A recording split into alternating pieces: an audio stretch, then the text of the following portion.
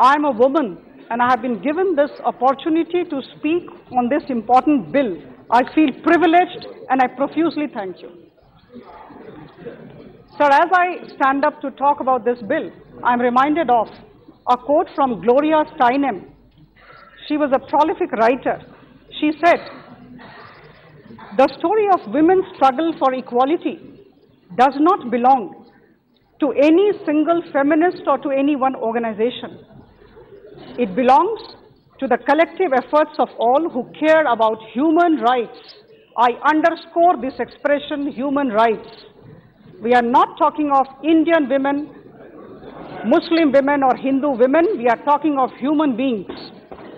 And sir, I must tell you that this particular day is a historic day. I wonder how many women from all sections, especially the Muslim women, must be glued to the TV set and waiting for yes from Lok Sabha to this particular bill. I'm sure they must all be glued to the TV set and awaiting with bated breath. So I think all of us need to commend the efforts of the government and Honorable Prime Minister for having shown the courage to come up with this kind of bill. And this bill in Lok Sabha is not something new. This has come twice. This has been debated upon, and all the suggestions that have been worthwhile have been incorporated. So this particular bill is a logical culmination of the verdict given by the Honorable Supreme Court in Saira Bano case on 22nd August 2017. Since morning we have been discussing about it. And we are aware of the judgment. The judgment was clear, it upheld, it very clearly held that Talaq-e-Biddat violated constitutional morality and was against the tenets of the holy book of Quran. We are aware of this very fact. And so this judgment, a very historic judgment I must say, this judgment was a step towards liberating Indian Muslim women from the whimsical and capricious method of divorce, where there is no room for conciliation. So this is absolutely against principles of natural justice. This violates human rights, and this is against the concept of women empowerment that all of us have been talking about. Sir, I was in high school in 1984 when the famous Saira Bano case had come up. And we were all so very excited when the judgment had been passed.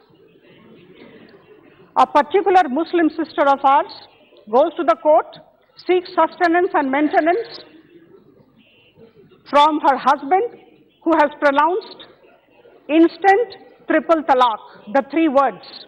She needs sustenance, she needs maintenance. And of course, I must thank the then Supreme Court. In fact, the judges there, they came up, they stood in favor of this woman, Saira Bano. But unfortunately, I remember we were in high school and there was a celebration in the high school. It was a girls' high school and there was celebration. We celebrated the judgment of the Supreme Court. And come what may, we see one fine day, the then Congress government nullified the effect of this great judgment. And it limited it to the alimony. It limited the alimony to just 90 days of divorce. Iddat period, Islamic law में जो इद्दत period है, उसी समय यह alimony दिया जाएगा, ऐसा कहा गया था. यह बड़ा दुर्भाग्यपूर्ण, यह बहुत ही दुर्भाग्यपूर्ण स्थिति थी. Sir, with all conviction at my command, but at the same time with all humility, I would say that there cannot be better time than today to put an end to such regressive notions of patriarchy which treat women in an undignified manner. Regressive notions of patriarchy, I underscore, which treat women in an undignified manner, sir. Honorable Speaker, sir, this is a classic example of inadequate policy response to such social practices in the name of religion. Sir, yesterday, when I was told I had to speak today, I went through all the discourses, all the deliberations that had taken place in the Lok Sabha when this bill had come up for debate. I went to the library, I sat there till late hours, and I was going through the discourses.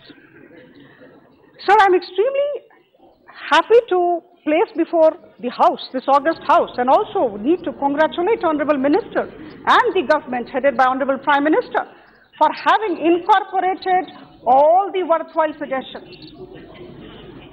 It's a cognizable offense, but there are ways how to do it. This has already been discussed. I need not delve deep into it. It is definitely a non-bailable offense, but there is conditional bail. We are also talking of compoundable offense. Something compoundable we are all aware of outside the court. If the couple wants to settle the dispute, it can do, and the magistrate will take note of that. And of course, there is a question of, there is the issue of allowance also. Saira Bano case would not have happened had this act been there at that point of time. Allowance. We have to have the allowance. Subsistence allowance has to be given. Yes, it was under 125 Criminal Procedure Code. And of course, there is the issue of the custody of children also. So imagine, women are on the streets. Where will the children go? So it's a very good thing that has been brought in the act, and once again, I congratulate Honorable Minister and the government for having thought about all these human elements. It takes a toll on the mental health of children if the man and woman, if the father and the mother separate themselves from each other. So there's a great thing that the custody issue is also been brought in. So in the morning, in fact, since morning I have been sitting here in this particular chair and I've been listening to all the discourses. I'm surprised. There is absolutely no content, no substance. Absolutely no content and substance. Where is the logic? Where is the argument? Why should we say no to this bill? There is absolutely no convincing logic whatsoever. Sir, 20 Islamic countries have banned this. In this parliament, there have been legislations against dowry, against sati. Then what is the problem about this particular thing that we are talking about? So I think